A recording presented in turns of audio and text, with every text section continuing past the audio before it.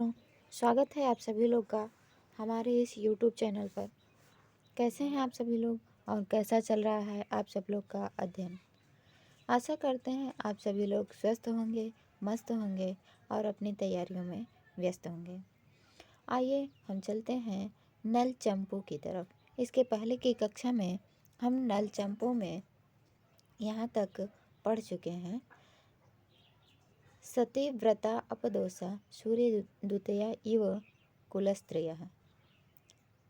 सती व्रत से जिनका दोष चला गया है ऐसे कुल की स्त्रियां हैं। सूर्य द्वितीया, सूर्य की कांति की तरह ही कुल की स्त्रियां हैं। सूर्य की कांति की तरह कैसे हैं? सूर्य की कांति भी सतीव्रता अपदोषा है और कुल स्त्रियां भी सतीव्रता अपदोषा है। सूर्य की कांति जो है, सूर्य की किरणें जो है वह तीव्र ताप दोषा है। तीव्र ताप दोषा सहिता, तीव्र ताप के दोष से युक्त है। ऐसे सूर्य की द्युतियों की तरह, सूर्य की किरणों की तरह ही कुल की स्त्रियां भी सती व्रता अपदोषा, सती व्रत के कारण, सती व्रता के कारण उनके सारे सभी दोष चले गए हैं। आज हम यहाँ से देखेंगे यत्र च मनोहारी सारसद्वन्द्वाः तत्पुरुषेण द्विगुणाः चाधिष्ठिताः कादम्बरी गद्यबन्धाः इव दृश्यमान बहुव्रीहया केदाराः। इसके पहले हम पढ़ रहे थे आर्यावर्त का वर्णन। उन्हें आर्यावर्त में ही, आर्यावर्त का ही वर्णन अभी चल रहा है। तो कह रहे हैं यत्र, जहाँ, जहाँ कहाँ, उस आर्यावर्त में ही, उस आर्यावर्त में मनोहारी सारस द्वंद्वा तत्पुरुषेण द्विगुणा च अधिष्ठिताः कादम्बरी गद्य बंधा इव। कादम्बरी जो कथा है बाणभट्ट की, उस कादम्बरी गद्य बंध की तरह ही केदारा, केदार कहते हैं खेत को, कादम्बरी गद्य बंध की तरह ही खेत भी हैं। जहाँ के कहाँ के? आर्यावर्त के। उस आर्यावर्त के खेत, उस आर्यावर्त के खेत भी कादम्बरी गद्य बंध की तरह ही है। अब कादम्बरी गद्य बंध का जो विशेषण बताया गया है वही केदारा का भी विशेषण है। कादम्बरी गद्य बंधा कैसा है? मनोहारी सारा।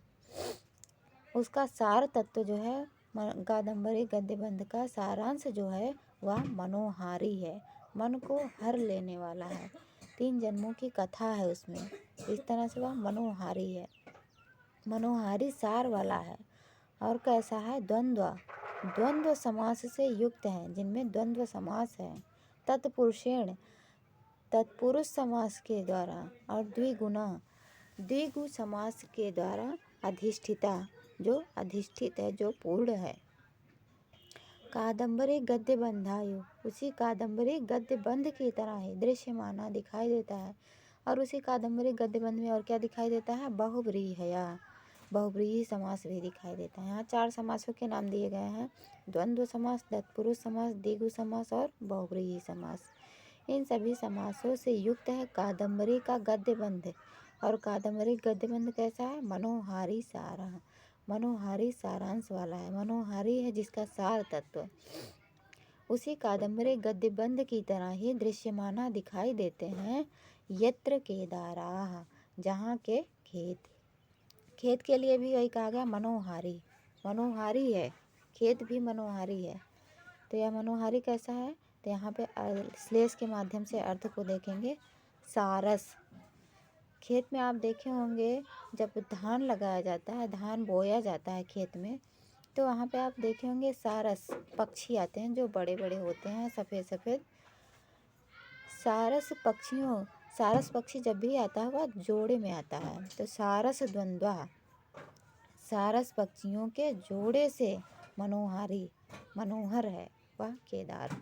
और तत्पुरुषेण, तत् माने उस खेत के, पुरुष माने स्वामी, उस खेत का स्वामी भी है वहाँ पर। और द्विगुणा, द्विगु कहते हैं गौ माने गाय, दो गायें भी हैं, तो बैल को भी गाय ही कहा गया है संस्कृत में, चाहे वह पुल्लिंग हो या स्त्रीलिंग हो। तो वह खेत में द्विगु भी हैं, दो गायें भी हैं, दो बैल भी हैं, और अधिष्ठिता, वह जो खेत का स्वामी है, दो गायों के साथ, दो बैलों के साथ उस खेत में अधिष्ठित है, उपस्थित है। और कैसा है खेत? दृश्यमाना, दिखाई दे रहा है। बहुव्रीहया, बहु माने बहुत, व्रीहि माने धान, बहुत से धानों से युक्त दिखाई दे रहा है ऐसा खेत मनोहारी, मनोहर है। यहाँ के खेत मनोहारी, सारस के जोड़ों से युक्त है। दो गायों, दो बैलों के साथ खेत का स्वामी भी वहाँ पर उपस्थित है, और ढेर सारे धान से युक्त होने पर, धान दिखाई देने से वह खेत भी मनोहारी है। और कादम्बरी गद्य बंद भी मनोहारी है। कादम्बरी गद्य बंद की तरह ही खेत भी मनोहारी है। फिर आगे कहते हैं किम बहुना, और अधिक क्या कहें। नास्ति सा नगरी यत्र न वापि न पयोधरा, दृश्यते न च यत्र स्त्री न वापि न पयोधरा। कहते हैं नास्ति, नहीं है, सा नगरी, वह नगरी, यत्र माने जहाँ पर, न वापि न पयोधरा, जहाँ पर वापी, वापी कहते हैं छोटे जलाशय को, जिसे बावड़ी कहते हैं, बावड़ी को ही वापी कहते हैं। जहाँ पर वापी ना हो, जहाँ पर बावड़ी ना हो, और ना पयोधरा, जहाँ पर पयोधर, पयोधर अर्थात तालाब, जो माने जल को धारण करने वाला है, तालाब है, कुआं है, छोटी नदी, बड़ी नदी।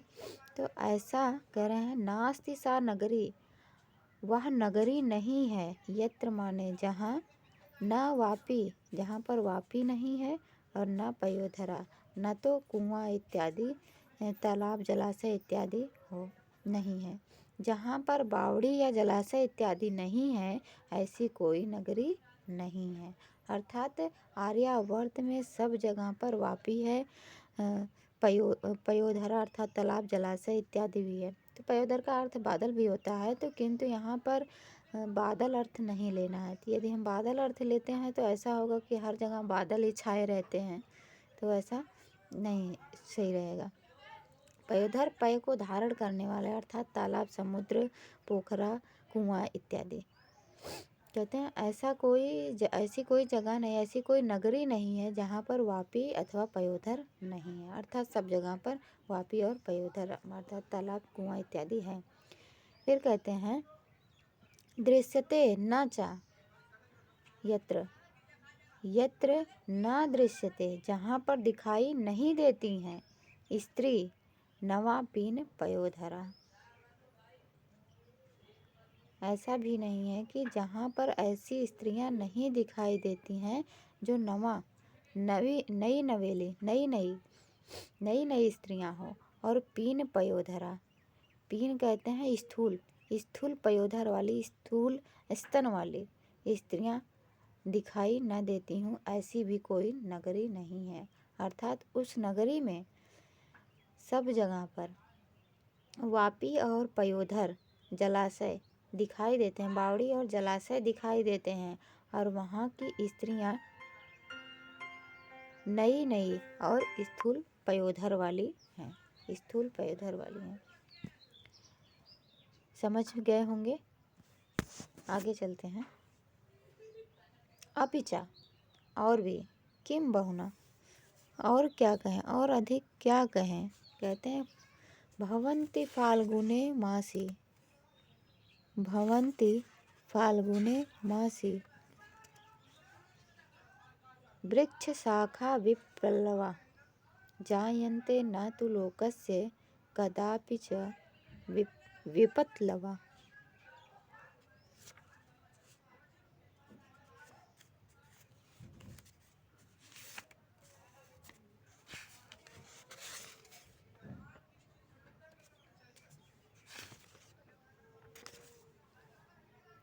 भवन्ति फाल्गुने मासी, फाल्गुन के महीने में, फरवरी मार्च का जो महीना होता है उसको कहते हैं फाल्गुन महीना, होली के समय में। फाल्गुन के महीने में वृक्ष शाखा विपल्लवा, भवन्ति। वृक्ष की जो शाखाएं होती हैं वे पल्लवा विहीना भवन्ति, पल्लव से विहीन हो जाती हैं, अर्थात पतझड़ आ जाता है। फाल्गुन के महीने में वृक्ष की शाखाएं पल्लव से विहीन हो जाती हैं और जायन्ते न तु लोकस्य कदापि च विपत्लवा। फाल्गुन के महीने में वृक्षों की शाखाओं में विपल्लवाः भवन्ति, विपल्लव होता है, किंतु न तो लोकस्य जायन्ते, किंतु लोक में ऐसा नहीं होता, कदापि कभी भी विपल्लवा न जायन्ते, लोकस्य विपल्लवा न जायन्ते, लोक में लोगों के बीच में कभी भी विपल्लव नहीं होता था। विपल्लव माने विपत धन लवाह, विपल्लवाह यहाँ पर अर्थ होगा। तो विपत माने विपत्तियों का, लव माने लेस मात्र भी, विपत्तियों का लेस मात्र भी विपत्तियां लोक में नहीं होता था। यदि कहीं भी विपल्लव आता था तो वह यदि कहीं भी विपल्लव होते थे तो वह फाल्गुन के महीने में वृक्ष की शाखाओं में होते थे, किंतु लोक में कहीं भी कदापि माने कभी भी विपत्लवा न जायन्ते, विपत्तियों का लव मात्र भी नहीं होता था, विपत्तियां लव मात्र भी पैदा नहीं होती, लेस मात्र भी नहीं होती थी। आगे देखिए, यत्र सौराज्य जित मनसः, यत्र सौराज्य रंजित मनसः सकल समृद्धि वर्धित महोत्सव परंपरा रंभ निर्भरा सततम अकुलीनं कुलीनाः प्राप्त विमानम अप्राप्त विमान भंगाः कतिपय वसु विराजितम अनेक वसवः समुपहसन्ति स्वर्गवासिनं जनम जनाः। अब यहाँ पर आपको दो शब्द पकड़ने हैं, एक है जनम, दूसरा है जनाः। स्वर्गवासिनम जनम जनाः, स्वर्गवासिनम जनम ये द्वितीयांत है, तो यहाँ पर इस गद्यांश में जितने भी द्वितीयांत पद हैं वे स्वर्गवासिनम जनम का विशेषण होगा। जैसे आकुलिनम, सततम आकुलिनम, प्राप्त विमानम, और जनाः जो एक वचनांत है, प्रथमांत है, बहुवचनांत है, प्रथमा विभक्ति है, बहुवचन, तो जितने भी प्रथमांत पद हैं, बहुवचनांत पद हैं, वे सभी जनाः के विशेषण हो जाएंगे। कहते हैं जनाः समुपहसन्ति, जनाः माने लोग, समुपहसन्ति माने हंसते हैं। कहाँ के जनाः? यत्र जनाः, यत्र कत्र, तो आर्यावर्त, आर्यावर्त के लोग समुपहसन्ति हंसते हैं, उपहास उड़ाते हैं, उपहास करते हैं। किनको? किन पर? तो स्वर्गवासिनम जनम, स्वर्गवासी लोगों पर, जो स्वर्ग में रहने वाले लोग हैं, देवी देवता लोग हैं, मानो उनकी हंसी उड़ा रहे हैं, उनका उपहास कर रहे हैं। कैसे? तो भाई ये कवि हैं, जहाँ न पहुँचे रवि वहाँ पहुँचे कवि, कवि कुछ भी कर सकता है। तो कहते हैं सौराज्य रंजित मनसः सकल समृद्ध वर्धित महोत्सव परंपरारंभ निर्भराः। कहते हैं सौराज्य, सुष्ठु राज्य से रंजित हो गया है जिसका मन, जिसका राज्य समृद्ध हो गया है, जिसका राज्य सुष्ठु है, तो सकल समृद्धि वर्धित, संपूर्ण समृद्धियों से वर्धित हो गया है, तो वहाँ पर महोत्सव तो होगा ही। महोत्सव परंपरा आरंभ निर्भरा, महोत्सव की परंपरा है, वहाँ पर महोत्सव मनाए जा रहे हैं। और स्वर्गलोक में भी महोत्सव ही मनाया जाता है, जिनका मन हमेशा रंजित रहता है। सकल समृद्धियाँ, संपूर्ण समृद्धियों से वर्धित है स्वर्गलोक।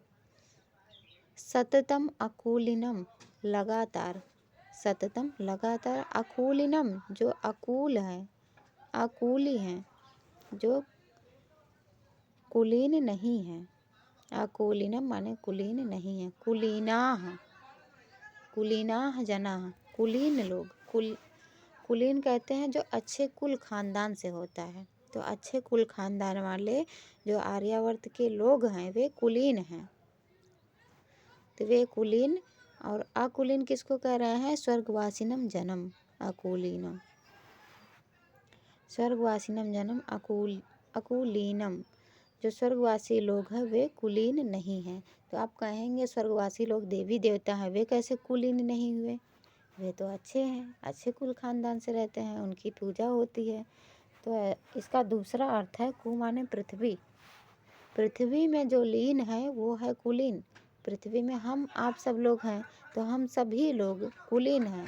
और जो स्वर्ग में रहने वाले लोग हैं देवी देवता, वो पृथ्वी में लीन नहीं हैं, इसलिए आकुलीन। आकुलीन देवी देवता जो लोग हैं, जो स्वर्गवासी लोग हैं, उन पर कुलीनाः जनाः, कुलीन लोग समुपहसन्ति, उपहास करते हैं, उनकी हंसी उड़ाते हैं। आगे प्राप्त विमानम अप्राप्त विमान भंगः। प्राप्त विमानम जन्म, प्राप्त विमानम स्वर्गवासिनम जन्म। ऐसे स्वर्गवासी लोग जिनको विमान प्राप्त हुआ है, उनको हमेशा विमान मिला रहता है कि कहीं भी अपना विमान सवारी लेकर के चले जाओ। कामक विमान है, कामनाओं से चलने वाला है। मनोग है, जो मन की तीव्र गति से चलता है, उनकी इच्छा पर चलता है। जैसा वो बोलते हैं, जहाँ वो बोलते हैं वहाँ लैंड कर जाता है।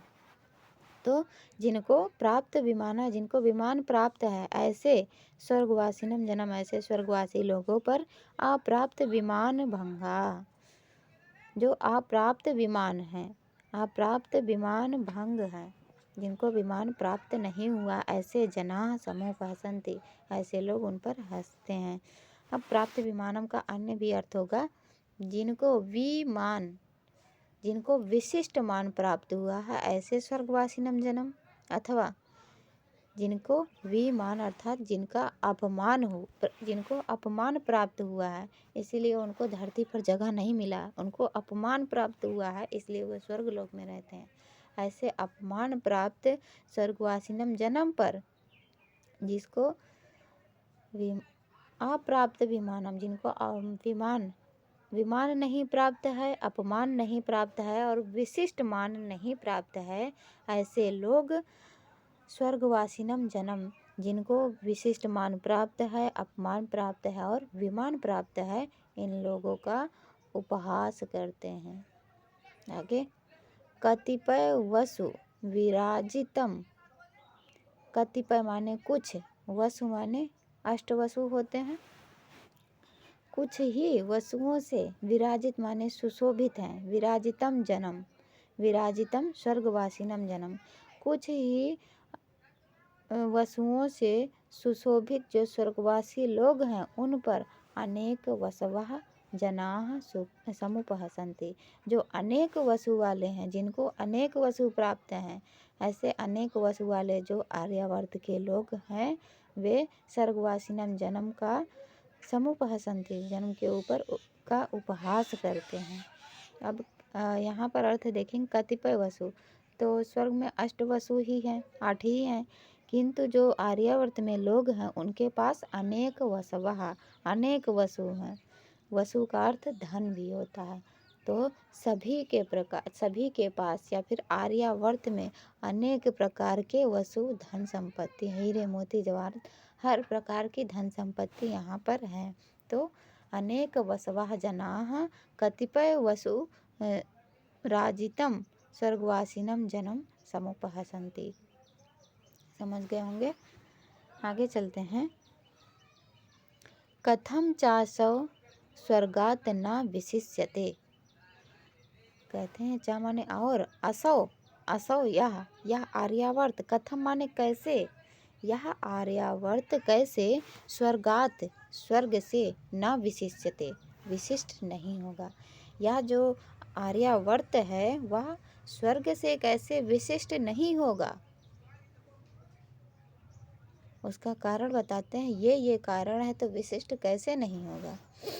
तो मान लीजिए स्वर्ग लोक में कहीं मीटिंग हुई होगी, मीटिंग रही होगी, तो वहाँ पर सभी देवी देवता लोग इकट्ठे हुए होंगे। तो आप ये बताइए कि वहाँ जब स्वर्ग लोक में सभी देवी देवता लोग इकट्ठे हो गए तो कितनी गौरी होंगी? गौरी कितनी होंगी, या फिर पार्वती कितनी होंगी, विनायक कितने होंगे, हर कितने होंगे, हरि कितने होंगे? सब एक एक ही होंगे ना। अब यहाँ पर कह रहे हैं यत्र गृहे गृहे गौर्याः स्त्रियाँ। यत्र जहाँ पर, जिस आर्यावर्त में, गृहे गृहे घर घर में, गौर्याः स्त्रियाँ गोरी स्त्रियाँ हैं। जहाँ जिस आर्यावर्त में घर घर में गौरी स्त्रियाँ हैं और स्वर्गलोक में एक ही गौरी है, तो विशिष्ट विशिष्ट तो हुआ ही ना।